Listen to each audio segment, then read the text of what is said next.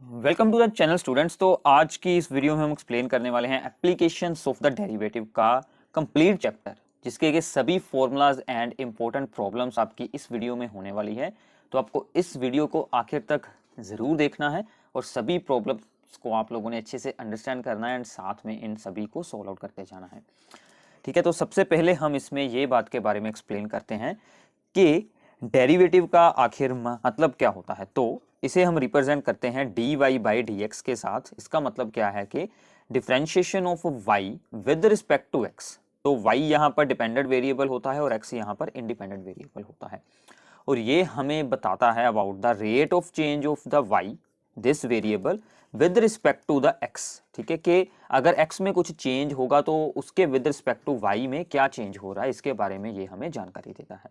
ठीक है, तो इसके बाद जो हमारा सबसे पहला है टॉपिक इस साल के सिलेबस का, वो है about the increasing decreasing functions. ठीक है, तो कोई भी फंक्शन अगर हमें ये देखना हो कि वो किसी इंटरवल में इंक्रीजिंग है या फिर डिक्रीजिंग है, तो हम उसके लिए सिंपली क्या यूज कर सकते हैं, हम उस फंक्शन का डेरिवेटिव सोल्व करेंगे। मान लीजिए हमारे पास कोई भी फंक्शन f(x) है, तो हम उसका डेरिवेटिव निकालेंगे f'(x). अगर f'(x) यानी कि dy बाई dx भी आप इसे बोल सकते हैं, और या फिर डेरिवेटिव ऑफ द फंक्शन, अगर उसका साइन है पॉजिटिव, मतलब ग्रेटर देन और equal to 0 in the given interval, या जो भी आपने बनाया है interval, then it is called increasing function. यानी कि फंक्शन इंक्रीज कर रहा है, मतलब उसका रेट ऑफ चेंज क्या है, यहाँ पर पॉजिटिव है। अगर उस फंक्शन के डेरिवेटिव का साइन है लेस देन इक्वल्स टू 0, यानी कि उसका साइन नेगेटिव में है, तो वो फंक्शन क्या कर रहा है, then it is a decreasing function. ठीक है, तो ये बातें आप लोगों ने याद रखनी है। तो इससे भी इंपॉर्टेंट है, अगर हम यहां से इक्वालिटी के साइन को हटा देते हैं, यानी कि हम यहां पर सिर्फ यूज करते हैं कि f'(x) is greater than 0, then it is called strictly increasing function. और स्ट्रिक्टली इंक्रीजिंग या फिर strictly decreasing functions always open intervals में ही बनाए जाते हैं। ये बात आप लोगों ने याद रखनी है। सो अगर f'(x) का साइन आ गया माइनस में, यानी कि less than 0, then it is strictly decreasing function. ठीक है, सिंपल सी बात है बिल्कुल। ओके, तो अब इस पर बेस्ड कुछ एग्जांपल्स मैं आपको सोल्व करवाता हूँ, आपको पूरा टॉपिक अच्छे से अंडरस्टैंड हो जाएगा, जैसी प्रॉब्लम्स आपको एग्जाम में मिलने वाली हैं, और इसके साथ आप लोग एनसीईआरटी एक्सरसाइजेस को भी इजीली सोल्व कर पाएंगे प्रैक्टिस के लिए। ठीक है, तो ये हमारे पास है प्रॉब्लम के find the interval in which the function f is strictly increasing और डिक्रीजिंग। ठीक है, बोथ के लिए हमने सोल्व करना है, where f(x) is given by this one. तो सबसे पहला काम हमें क्या करना है, so find the derivative. So f'(x) इसका क्या आएगा, this is the constant term, so इसका 0 माइनस ये आ गया 6 और x का 1, और इसका x स्क्वायर का बन जाएगा 2x, so 2 into 2x, so this becomes -6 minus 4x। ठीक है, अब यहां से हम -2 को निकालेंगे कॉमन, ये कॉमन। ठीक है, तो ये बन जाएगा। सो अब हमारा दूसरा स्टेप यहाँ पर क्या रहेगा, क्योंकि हमें इंटरवल्स भी यहाँ पर खुद बनाने हैं, देन f'(x) को हम यहाँ पर 0 के इक्वल टू रखेंगे, which implies that this term, this value is equals to 0। ठीक है, सो यहां से हमें क्या मिलेगा कि 3 + 2x is equals to 0, so x becomes -a3/2। ठीक है, तो x की वैल्यू क्या बन जाएगी, -a3/2। अब यहां पर जब हमने इंटरवल सोल्व करने हैं, ये जो फंक्शन होता है वो पूरे रियल्स के लिए डिफाइन होता है, तो हमारे यहाँ रियल नंबर्स यहां पर आकर ब्रेक होता है, मतलब यहां से इंटरवल हमारे 2 बन जाएंगे। ठीक है, तो हमारी वैल्यू आई है -a3/2। तो हम यहां से बनाते हैं कि हमारे इंटरवल्स अब यहां पर क्या बन सकते हैं।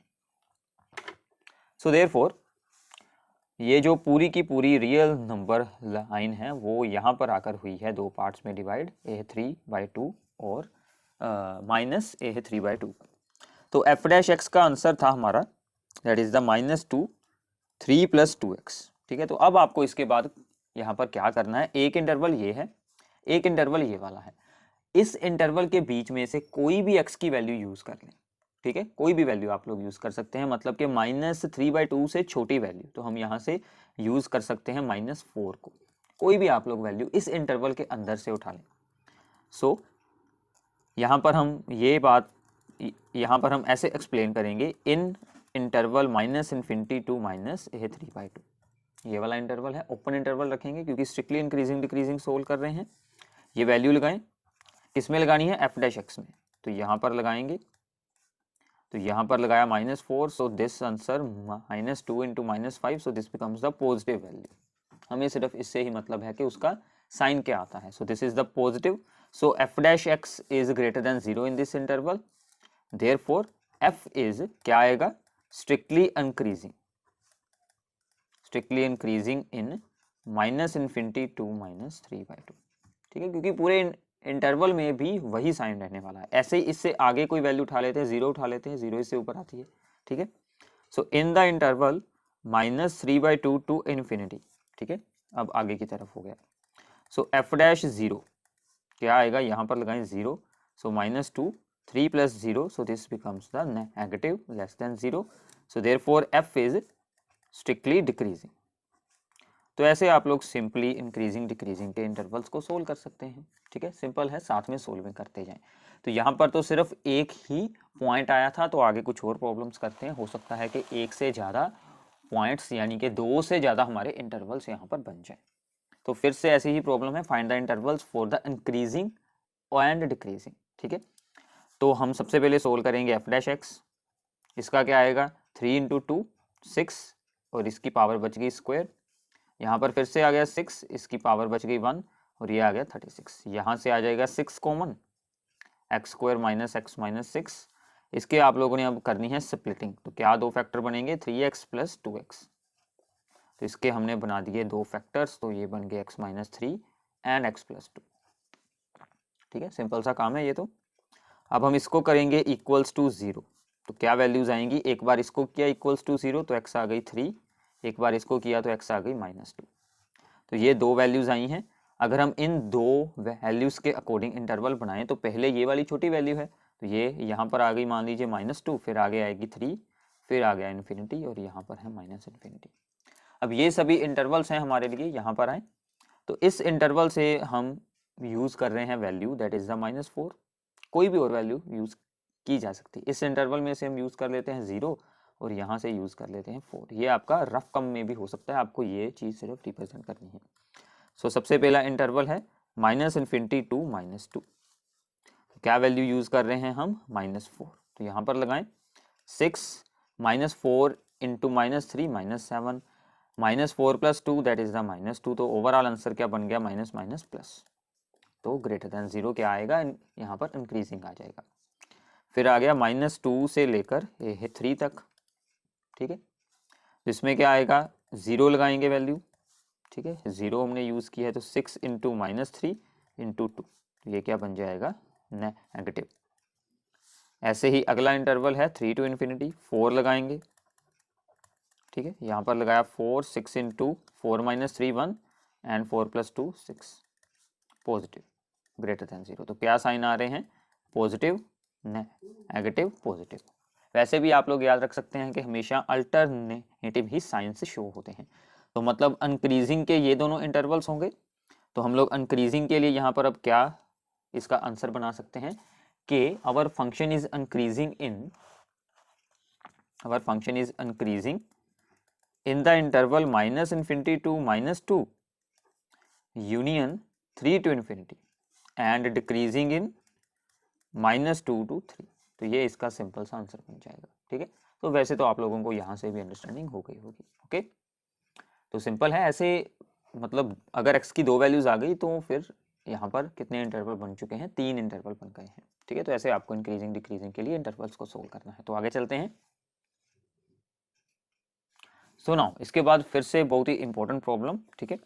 तो यहाँ पर इस बार फंक्शन दिया गया है sin x plus cos x, तो हमें एक x की रेंज बता दी गई है 0 से लेकर है 2π तक, हमें सोल्व करना है find the interval for increasing and decreasing, ठीक है। तो सबसे पहला काम सेम रहेगा, f डैश x निकालते हैं, साइन का cos x, cos का -sin x, ठीक है। सेकेंड स्टेप इसको करेंगे इक्वल्स टू 0, ठीक है। So which means that cos x is equals to, ये उस तरफ चला गया sin x, तो cos जाकर हुआ उस तरफ डिवाइड, तो ये बन गया sine by cos that is the ये tan x, ठीक है। अब देखिए कि इसकी वैल्यू है 1, तो एंगल क्या होगा, कितने एंगल पर होती है, दैट इज द π/4 पर, ठीक है, tan 45।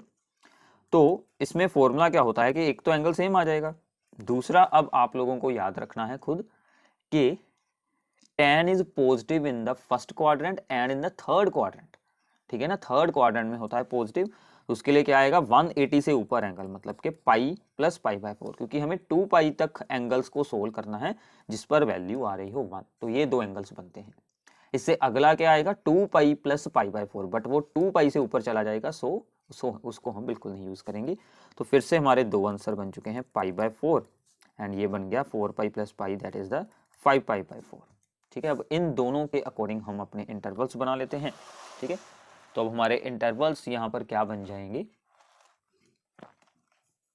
तो हमने 0 से लेकर 2π का यहाँ पर ब्रेक डाउन करना है, ठीक है।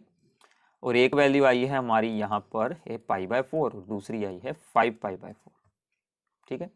अब इससे छोटा एंगल कौन सा लेंगे, 45 से छोटा होता है 30 डिग्री, तो उसका मतलब क्या है π/6। अब ये है 45 डिग्री और ये है 180 प्लस 45 यानी कि 225 डिग्री। इससे छोटी वैल्यू हम चूज कर लेते हैं, ये है यहाँ पर π/2, और इससे ऊपर हम यूज कर लेंगे 3π/2 यानी कि 270 डिग्री, ठीक है। तो ऐसे आप इसको यूज कर सकते हैं, कोई भी वैल्यूज रैंडमली उठा सकते हैं इस इंटरवल के बीच में से। तो हमारा f' क्या था, वो था हमारे पास cos x minus sin x, ठीक है। ये हमने अभी भी सोल्व किया था। अब फिर से सेम स्टेप करेंगे, एक एक वैल्यू को यूज करेंगे इन द इंटरवल 0 to π/4। कौन सी वैल्यू है हमारे पास, ये है π/6, f' π/6, तो क्या वैल्यू आएगी cos π/6 माइनस sin π/6। cos π/6 की वैल्यू √3/2, sin π/6 1/2, तो √3/2 is greater then 1/2, so this is the positive answer. तो यहाँ पर तो बन गया पॉजिटिव साइन। अब जो अगला है इंटरवल π/4 to 5π/4, अब देखिए अगर आपको कोई एमसीक्यू आए ना तो आप लोग इसको डायरेक्टली चूज कर लें, पॉजिटिव नेगेटिव पॉजिटिव, बस हो गया, ठीक है, सम खत्म। बट यहाँ पर हमें एक्सप्लेनेशन है पूरी बतानी, तो आपको अच्छे से सोल्व करना पड़ेगा। सब हम यूज करते हैं π/2, so this becomes the cos π/2 minus sin π/2। cos π/2 की वैल्यू क्या होती है 0 और sin π/2 1, so this becomes the negative answer, ठीक है, ओके है। अगली वैल्यू है 5π/4 से लेकर 2π के बीच, दैट इज द 3π/2, ठीक है। So this becomes the cos 3π/2 and minus sin 3π/2। अब ये है 270 डिग्री, तो इसको हम क्या लिख सकते हैं 180 plus 90, so cos π plus π/2 and the sin π plus π/2। बाकी आप लोगों की सोल्विंग है, इससे आगे आप लोग अपने मेथड के साथ भी सोल्व कर सकते हैं। So cos 180 plus theta that is equals to the minus cos theta and sin 180 plus theta is also minus sin theta, तो इसलिए यहाँ पर साइन चेंज कर दिया गया, ठीक है। सो नाउ cos π/2 0 और sin π/2 1, so answer is the positive. यही मैंने आपको बताया था कि पॉजिटिव ही आना है। तो इंक्रीजिंग के लिए हमारे पास क्या इंटरवल बन चुके हैं 0 to π/4 and 5π/4 to 2π, and decreasing के लिए ओनली π/4 to ये है 5π/4, यही एक इंटरवल है जिसमें होता है डिक्रीज, और बाकी दोनों में क्या है इंक्रीज। इंक्रीज आंसर आप लोग खुद बनाकर आप इसका लिख सकते हैं, ओके। सो सिंपल सी प्रॉब्लम है, सभी में आपने जो इसका एक मेथड है, ठीक है ना, वो आप लोगों ने ये सीखना है, अपनी अप्रोच आप लोगों ने अच्छे से बना लेनी है। तो बाकी इसके साथ कुछ प्रैक्टिस के लिए मैं भी आपको प्रॉब्लम्स बता दूंगा, बाकी आप लोग भी एनसीईआरटी बुक में से एनसीईआरटी एग्जांपल्स जितनी चाहे उतनी सोल्व कर देखें और अपने इस टॉपिक को स्ट्रॉन्ग बनाएं। ये आपकी एनसीईआरटी में सेकंड एक्सरसाइज है, ठीक है, उसके बारे में अभी हमने सोल्विंग कर रहे हैं। सो इसके बाद यहाँ पर एक और प्रॉब्लम है इसी के साथ रिलेटेड, तो show that this function is increasing on R, तो पूरे रियल्स पर ये फंक्शन इंक्रीजिंग है, ये हमें प्रूफ करना है। तो सबसे पहला काम f' निकालते हैं, 3x² माइनस 6x प्लस 4 बन के, ठीक है। अब देखिए हमें स्टेटमेंट से आइडिया हो रहा है कि ये सिर्फ इंक्रीजिंग फंक्शन है, तो f' को 0 के इक्वेट हमें यहाँ पर रखने की कोई ज़रूरत बिल्कुल नहीं है। हम यहाँ पर लगाएंगे the method of completing the square, क्योंकि अगर हम इसे 0 के इक्वल भी रखते हैं तो इसके रूट्स रियल बिल्कुल नहीं सोल्व होंगे, ठीक है। सो हम इसे आगे अब सोल्व करते हैं। तो मेथड अब हम लगाएंगे कंप्लीट द स्क्वायर वाला, तो इन दोनों में से आ जाएगा कॉमन A3, तो ये बच गया। इस 4 को यहाँ पर अलग रखते हैं, ठीक है। अब क्या रूल होता है कि x का जो भी हो कोफिशिएंट 2, इसका हाफ करें, दैट इज 1, 1 का स्क्वायर ऐड कर दें यानी कि 1, और सेम टर्म कर दें सब्ट्रैक्ट। तो हमने 1 ऐड किया, 1 सब्ट्रैक्ट किया। अब इसकी जगह पर बन जाएगा फॉर्मूला x माइनस 1 का होल स्क्वायर, ये वाला 1 एज इट इज रहेगा। अब इसको करवा देते हैं मल्टीप्लाई, सो 3x माइनस 1 का स्क्वायर माइनस 3 प्लस 4, इसको सोल्व कर दें, सो this becomes the 3x minus 1 का होल स्क्वायर प्लस 1। यहाँ पर एक होल स्क्वायर वाली टर्म है और उसमें कुछ ऐड हो रहा है, ठीक है, प्लस 1 हो रहा है, so which is always greater than 0, ठीक है, ऑलवेज ये ग्रेटर देन 0 रहने वाली है। So which implies that f is increasing greater than 0 for all x belongs to the real numbers. तो सभी रियल्स के लिए ये वैल्यू ट्रू है, तो आप यहाँ पर लिख सकते हैं देयरफॉर f इज इंक्रीजिंग, क्योंकि स्क्वायर का आंसर हमेशा पॉजिटिव होता है, उसमें आप लोग हमेशा करेंगे +1, तो वो भी एक नंबर पॉजिटिव ही रहने वाला है, ठीक है, ओके। तो ये था आपका टॉपिक इंक्रीजिंग डिक्रीजिंग ये फंक्शंस पर with 4 very very important problems, ठीक है। तो आगे चलते हैं सेकंड टॉपिक, और आपकी थर्ड एक्सरसाइज जो बन जाती है that is the tangents and the normals, ठीक है। तो ये दो टॉपिक्स अब इस बार बहुत ही इंपॉर्टेंट बन जाते हैं, increasing decreasing function and the tangents and the normals. तो इससे हम क्या करते हैं, ध्यान से इसको अब आप लोगों ने अंडरस्टैंड करना है।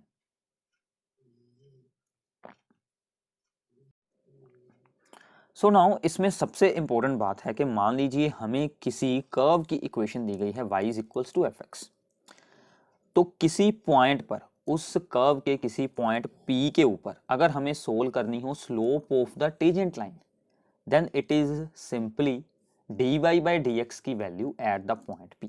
मतलब हमें क्या करना है, dy बाई dx यानी कि उस कर्व का सोल्व कर लेना है डेरिवेटिव, और उसमें जो भी हमें बताया होगा P पॉइंट उसको यूज कर देना है, जो आंसर आएगा वो आपकी स्लोप ऑफ द टेजेंट निकल आएगी।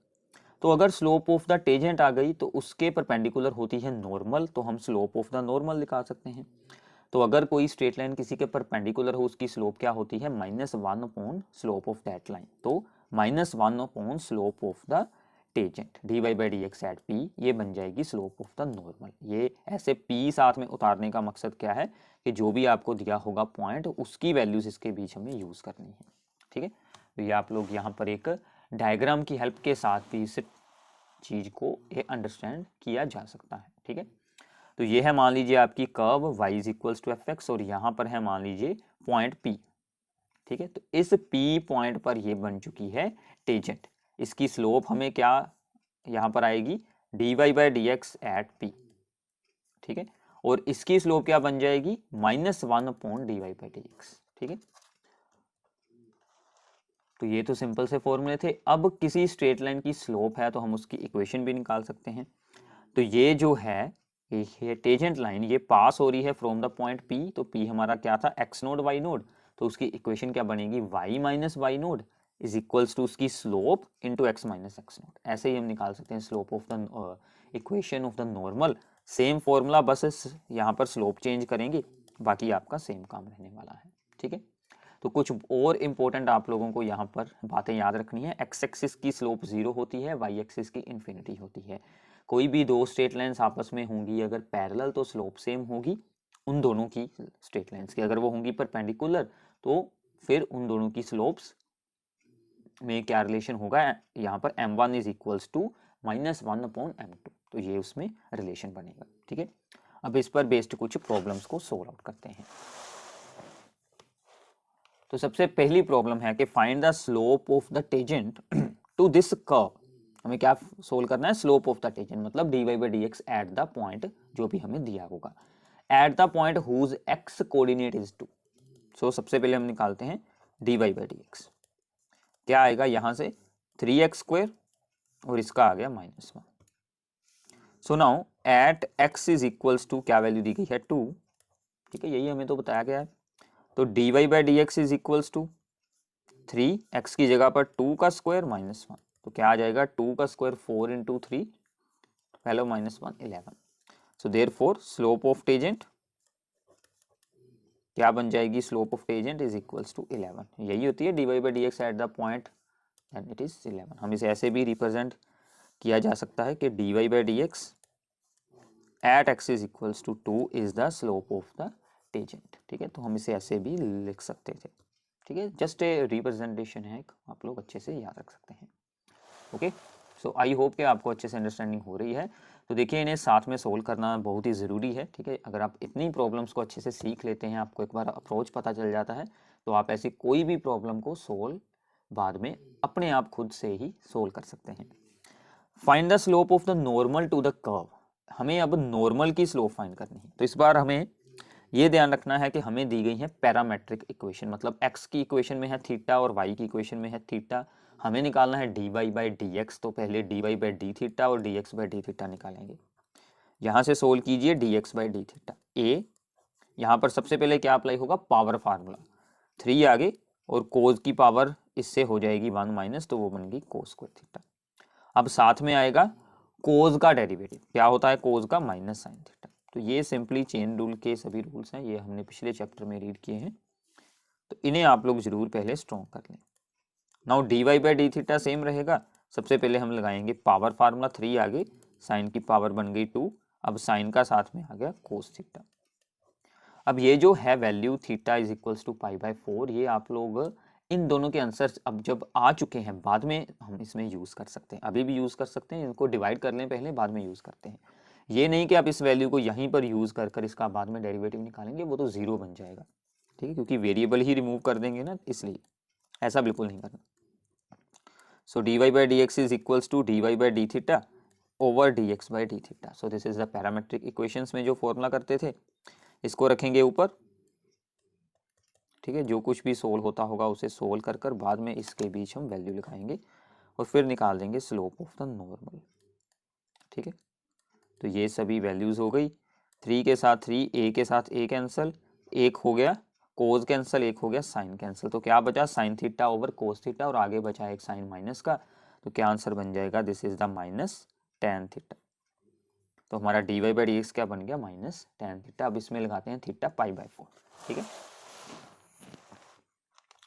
सो at theta is equals to the π/4, dy/dx वो क्या था, minus tan theta.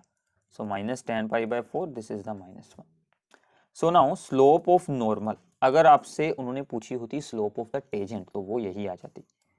So slope of the normal क्या आएगी, -1 dy/dx at theta is equals to π/4, यही हमें बताई गई है वैल्यू, तो उसका आंसर क्या है, -1। सो -1/-1, तो ये बन गया आपका +1। तो यही हमें सोल्व करना था, सिंपल सा आंसर है। ठीक है, ओके, तो ये दो बिल्कुल सिंपल प्रॉब्लम। अब आगे चलते हैं। ठीक है, इसके बाद है कि find the point on this curve eight which tangent is this one. Tangent की इक्वेशन दी गई है, तो हम सबसे पहले निकालते हैं dy/dx।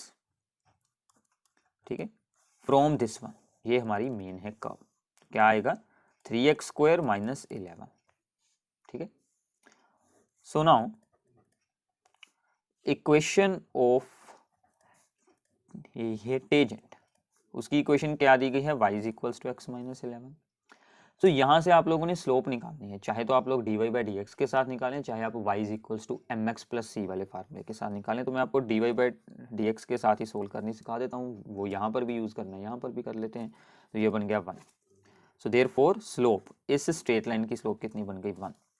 तो हमारे अकॉर्डिंग हमने सोल्व करना है पॉइंट, तो हम मान लेते हैं let point is x, y, कुछ भी मान लीजिए, a, b, p, q, कुछ भी।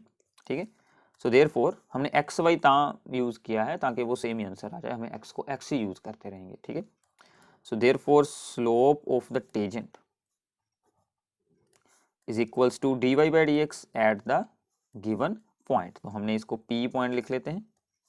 तो अब इसका मतलब x की जगह पर तो x ही यूज करनी है, अगर हम यहाँ पर a मानते तो यहाँ पर हम a पुट कर देते। ठीक है, तो दिस बिकम्स द 3x² - 11। अब ये दोनों सेम चीज की इक्वेशंस हैं, क्योंकि ये है हमारी इक्वेशन ऑफ द टेंजेंट, और यहाँ से भी हमने स्लोप ऑफ द टेंजेंट निकाली और यहाँ से भी स्लोप ऑफ द टेंजेंट। सो इन दोनों को हम यहाँ पर इक्वेट कर देंगे। ठीक है, क्योंकि ये दोनों ही पैरेलल या फिर आप बोल सकते हैं सेम लाइन से। सो विच इम्प्लाइज दैट अगर यहाँ पर कुछ और दिया होता कि ये इस स्ट्रेट लाइन के है परपेंडिकुलर, तो हम फिर परपेंडिकुलर वाली कंडीशन लगा देते, ठीक है। ये अब आप लोगों ने स्टेटमेंट में ध्यान रखना है। 11 उधर जाएगा, so this adds up to the this, so 3 हो गया डिवाइड, तो ये बच गया 4। तो x की वैल्यूज आ चुकी हैं +-2। तो x की 2 वैल्यू आई हैं +-2। अब इसको हम 1/1 y की इक्वेशन में यूज करेंगे, क्योंकि हमारे पॉइंट्स हमें y जो हमें दी गई थी, कर्व दी गई थी, उसी से ही मिलने वाले हैं। तो when x is equals to 2, so y क्या है यहाँ पर x का क्यूब -11 इंटू एक्स +5, तो ये बन जाएगा 8 - 22 +5, ठीक है। 8 और 5 को ऐड कर लें 13, तो ये बच गया -9। When x is equals to the -2, so y is equals to यहाँ पर होगा क्यूब, ये बन जाएगा -8, यहाँ पर हो जाएगा प्लस, और ये तो ऐसे ही रहेगा +5, ठीक है। अब ये बन गया 27 में से 8 जाएंगे तो 9 के, तो 2 पॉइंट बन चुके हैं 2, -9 एंड -2, -19।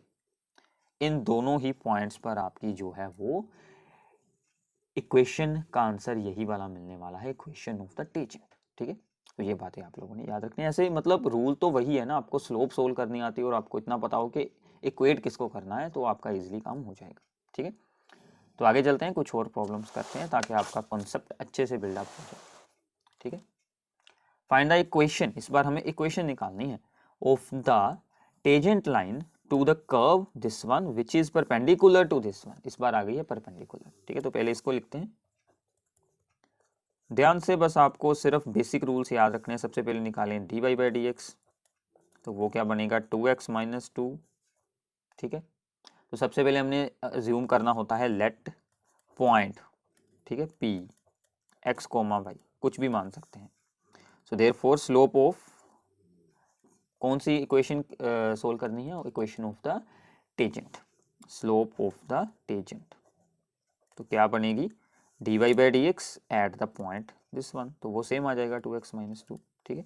अब दूसरी साइड इसको सोल्व करते हैं।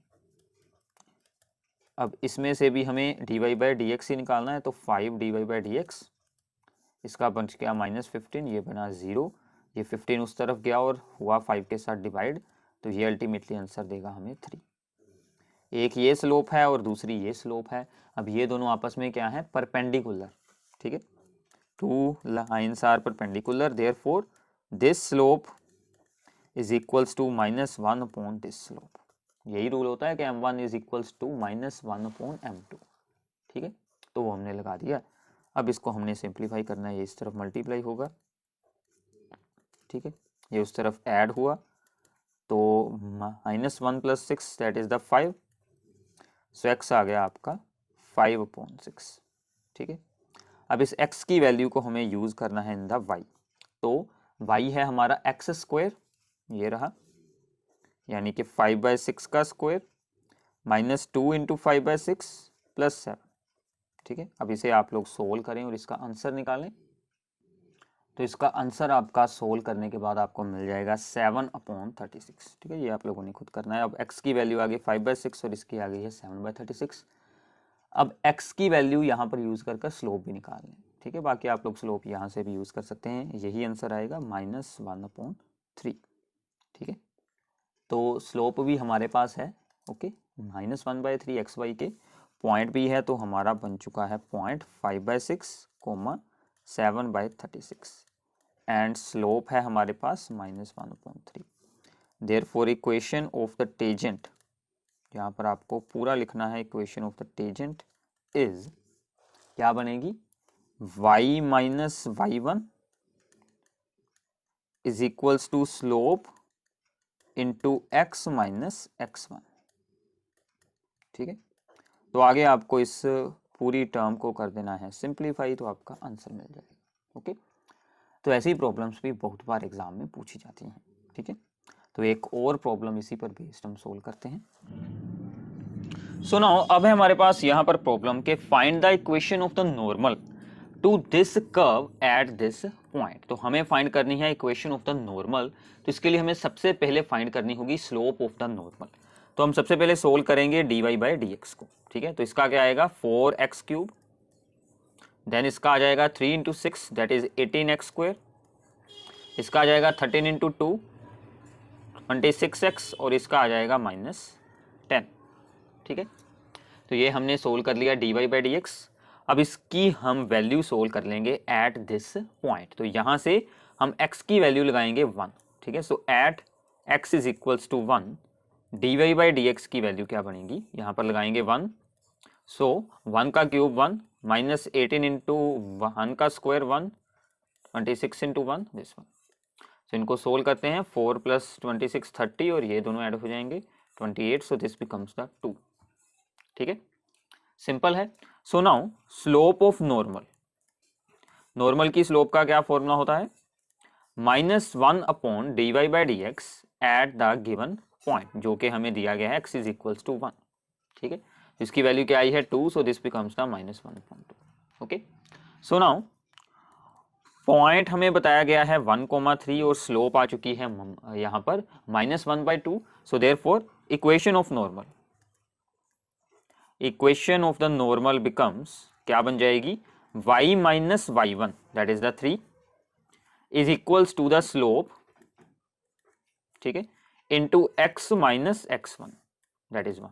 तो आगे आप लोगों ने इसको सिंप्लीफाई कर लेना है, तो सिंपल सा काम है, ऐसे आप लोग इक्वेशन ऑफ द नॉर्मल भी सोल्व कर सकते हैं। ठीक है, तो मैंने आपको बहुत बार इसी वीडियो में और बाकी सभी वीडियोस में भी यही बताया कि आपको कॉन्सेप्ट को समझ लेना है। ठीक है ना, तो स्टेटमेंट कोई भी बना सकते हैं, आपको बेसिक चीज के बारे में अंडरस्टैंडिंग होनी चाहिए। ओके, देन आगे चलते हैं नेक्स्ट टॉपिक पर। सो नाउ इससे अगला हमारा है टॉपिक यहाँ पर मैक्सिमा एंड मिनिमा का। ठीक है, तो फंक्शन की मैक्सिमम एंड मिनिमम वैल्यूज होती हैं with in the given interval. तो हम किसी फंक्शन में उसकी एब्सोल्यूट मैक्सिमम या फिर एब्सोल्यूट मिनिमम वैल्यू भी सोल्व कर सकते हैं, या फिर हम उसके लिए सोल्व कर सकते हैं local maximas and local minima value को।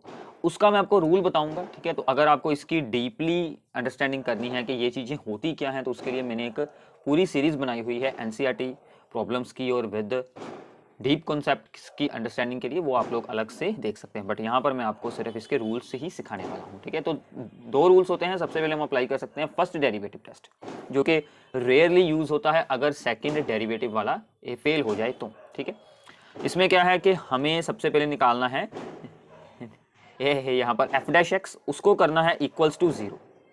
डेरिवेटिव को इक्वल टू 0 करने पर आपको x की वैल्यूज सोल्व कर लेनी है। ठीक है, तो जो यहाँ पर x की वैल्यूज आएंगी, ठीक है, तो इन पर अब हमें क्या चेक करना है, through x is equals to a। इसका मतलब है कि x की वैल्यू a से थोड़ी सी छोटी देखनी है।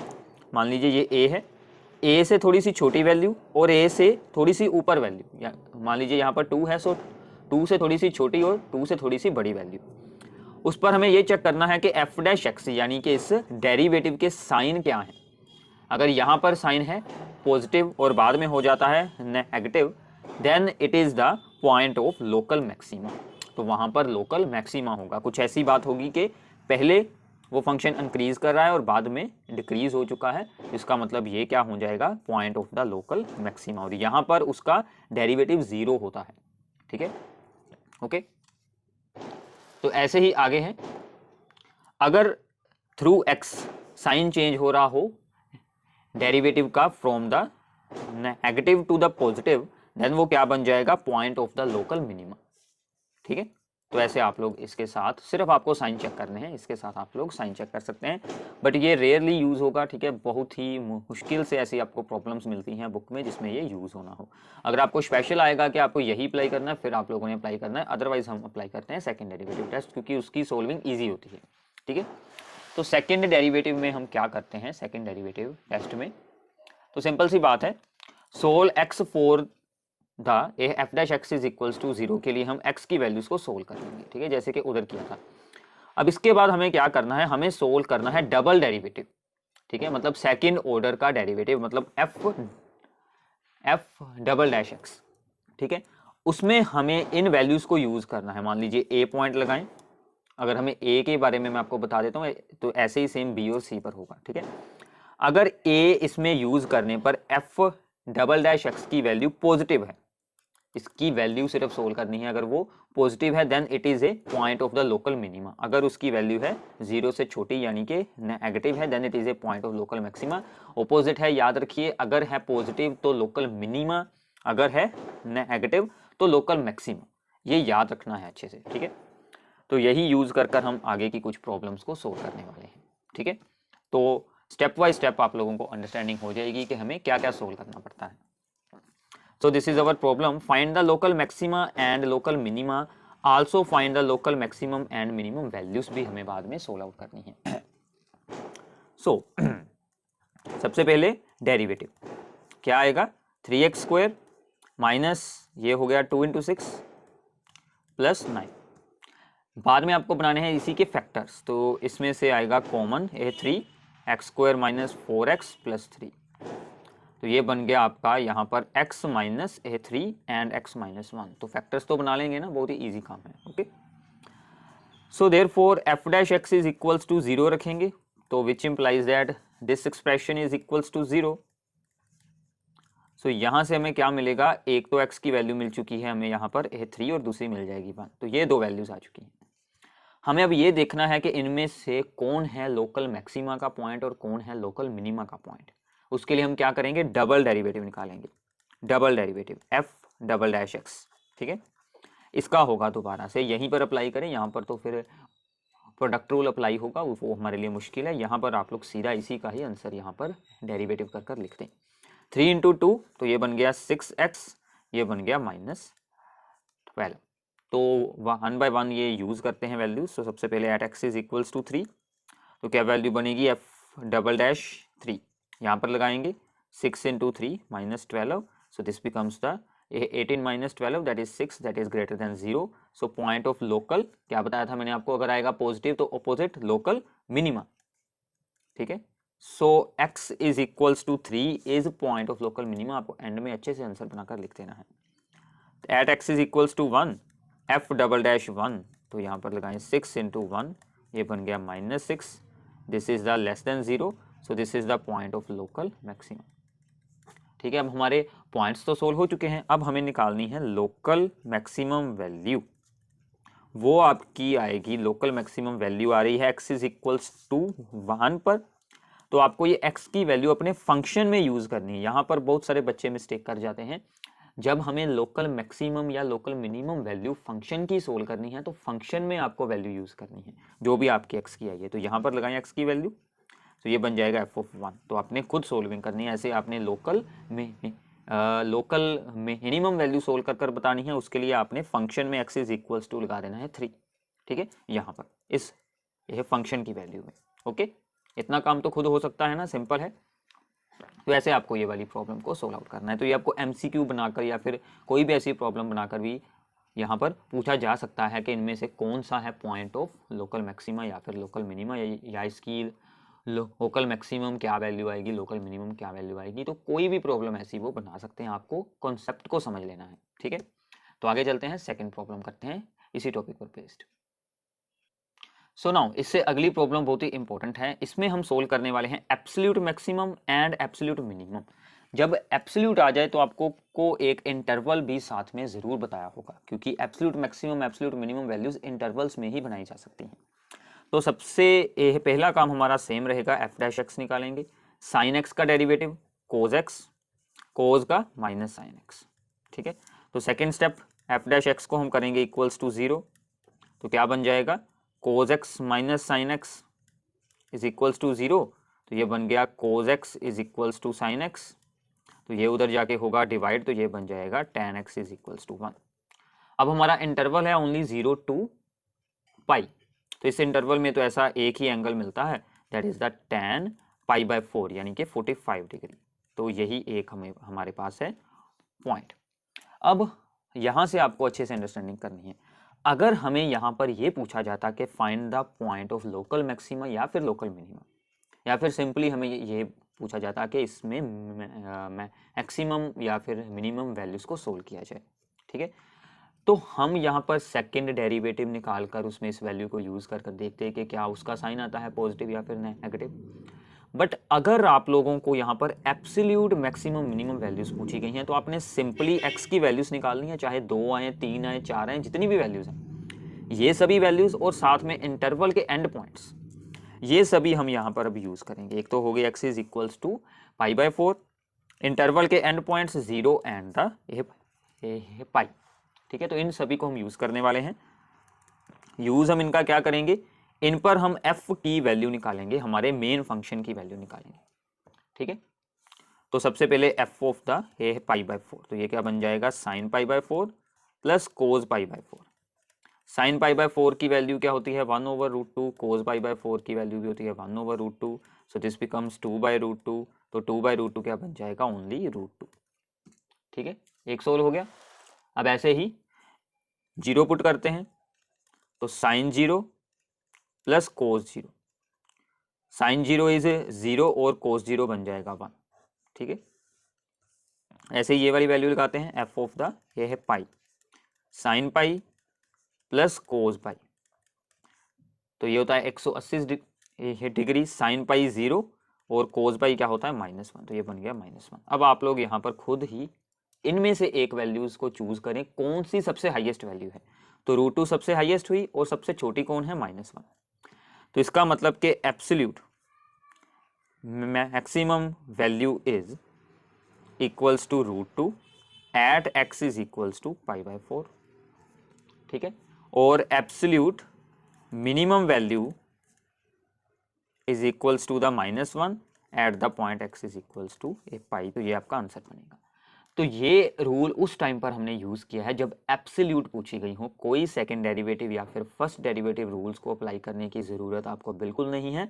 ओनली आपको f' को 0 करना है, x की वैल्यूज निकालनी है, उस वैल्यू जो भी आएंगी, यहाँ पर एक आई है, 2 भी आ सकती हैं, और इंटरवल के एंड पॉइंट्स पर आपको फंक्शन की वैल्यूज को सोल्व करना है, फंक्शन की वैल्यूज को सोल्व करना है, उनमें से आप लोगों ने मैक्सिमम एंड मिनिमम वैल्यूज को चूज कर लेना है। ओके, तो अब इसके बाद इसमें कुछ और प्रॉब्लम्स आती हैं जिसमें कि आपको स्टेटमेंट दी होती है, आप लोगों ने एरिया या फिर कोई भी वॉल्यूम को मैक्सिमाइज या फिर मिनिमाइज करना होता है। तो ऐसी बहुत सारी प्रॉब्लम्स बनाई जा सकती हैं, आपको एनसीईआरटी बुक्स में मिल सकती हैं, प्रीवियस ईयर पेपर्स में मिल सकती हैं। तो इस साल जो मोस्टली स्टेट बोर्ड्स हैं उनमें से इन प्रॉब्लम्स को मे बी स्किप किया गया हो। ठीक है, और जो आपका है सीबीएसई बोर्ड, उसमें ये जो टॉपिक है, ये जो प्रॉब्लम है, इस पर बेस्ड एक केस स्टडी प्रॉब्लम आने वाली है। केस स्टडी का मतलब क्या है कि ये पूरी स्टेटमेंट आपको दी गई होगी, उसमें से आपको 4 और 5 एमसीक्यूज को बनाकर यहाँ पर यह पूछा जाएगा। तो सोल आपको पूरा सम ही सोल्व करना पड़ता है, बट आंसर उसमें से आपको मतलब एक एक कर कर चूज कर लेने हैं। ठीक है, तो इसका मैं आपको एक बार अप्रोच ये समझाऊंगा, आप लोगों ने एनसीईआरटी बुक उठानी है बाद में, उसमें से कुछ एग्जांपल सोल्व कर लें, मतलब प्रैक्टिस कर लें थोड़ी सी। ठीक है ना, अब प्रैक्टिस तो आप लोगों ने खुद ही करनी है। ठीक है, क्योंकि फिर ही आपको ये अच्छे से अंडरस्टैंडिंग होगी। तो इस प्रॉब्लम को अच्छे से ध्यान से आप लोगों ने समझ लेना है, क्योंकि इसके आने के चांसेस बहुत हैं, क्योंकि इसमें से 4 या 5 एमसीक्यूज बनाने हमारे लिए बहुत ही ईजी काम है। ठीक है, तो स्टेटमेंट क्या है, a wire of the length 28 metre is to be cut into 2 pieces. One of the pieces is to be made into a square. एक का स्क्वायर बना लें और दूसरे का बना दें circle. What should be the length of the pieces so that the combined area of the square and the circle is minimum? तो सिंपल सी स्टेटमेंट है, एक 28 मीटर की हमारे पास है वायर, उसके 2 पार्ट किए। ठीक है, एक की हमने बना दी सर्कुलर शेप, एक की बना दी स्क्वायर शेप। इनका कंबाइंड एरिया हमें क्या करना है, मिनिमम रखना है। तो इनके जो पीसीज हैं उनकी कितनी कितनी लेंथ हमें यूज करनी है, ये हमें बताना है। तो ये मान लीजिए कि सर्कल का रेडियस है r और स्क्वायर की साइड है x। ठीक है, ओके, सो नाउ वायर है, यही चीज हम सिंपली सोल्व करेंगे, इस चीज की बाउंड्री पर अप्लाई करेंगे। तो बाउंड्री पर अप्लाई होगा तो हम सबसे पहले सोल्व करते हैं पेरीमीटर या फिर circumference of the circle, that is the 2πr। फिर हम करेंगे यहाँ पर solve out the perimeter of the square. ठीक है, वो क्या आ जाएगा 4 इंटू द साइड 4x, ये बन गया। अब जो हमें यहाँ पर दी गई है कंडीशन के इन दोनों का सम क्या होगा 28 मीटर, क्योंकि हमारे पास इतनी ही वायर है। अब हमें ये जो दोनों है वेरिएबल r एंड x, इनमें एक रिलेशन बनाना होता है। हमेशा आपको यही काम करना है, आपके दो वेरिएबल्स होंगे जैसे कि एक्स वाई हो गया या फिर यहाँ पर आर एंड एक्स है, आपको कुछ ऐसा स्टेटमेंट में बताया गया होगा कि उन दोनों में रिलेशन बन जाए।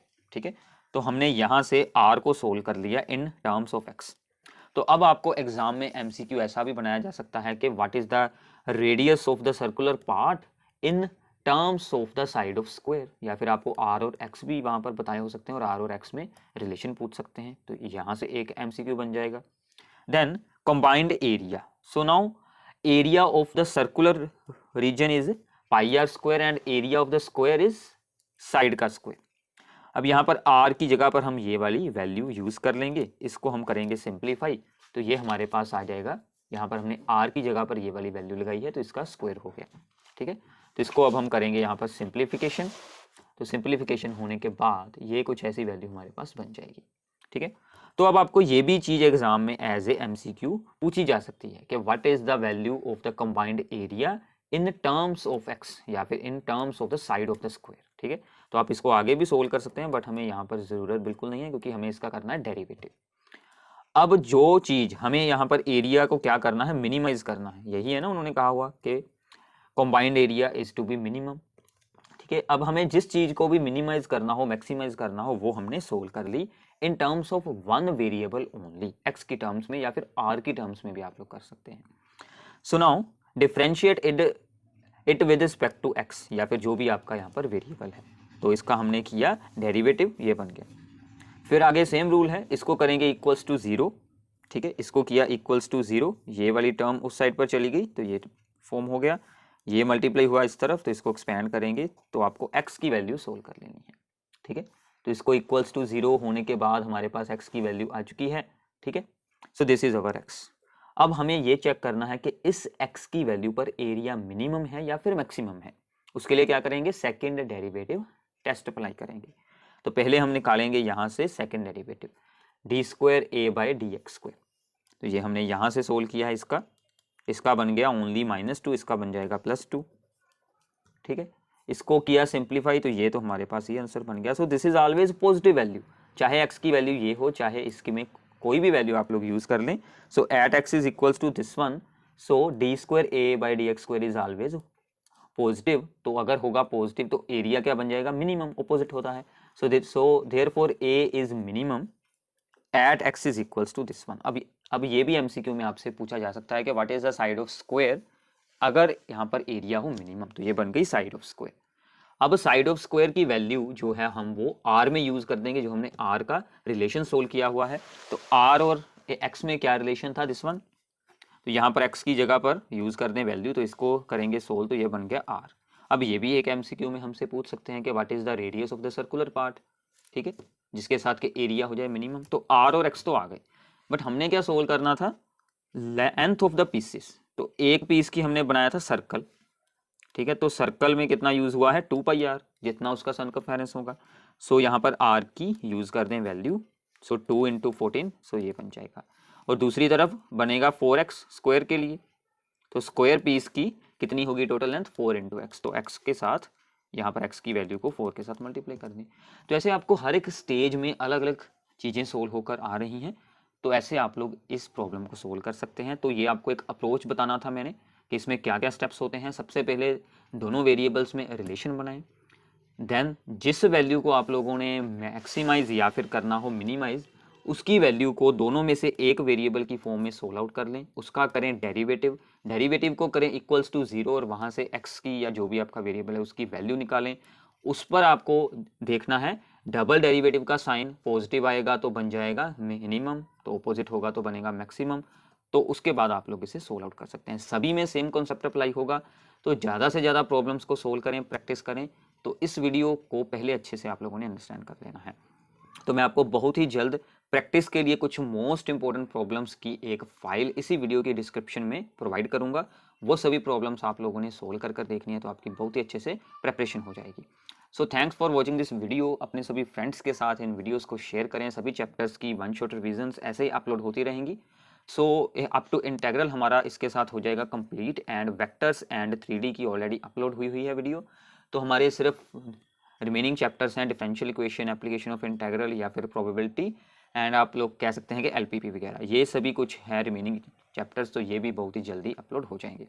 So thanks for watching the video. Channel को सब्सक्राइब जरूर कर दें। Thank you.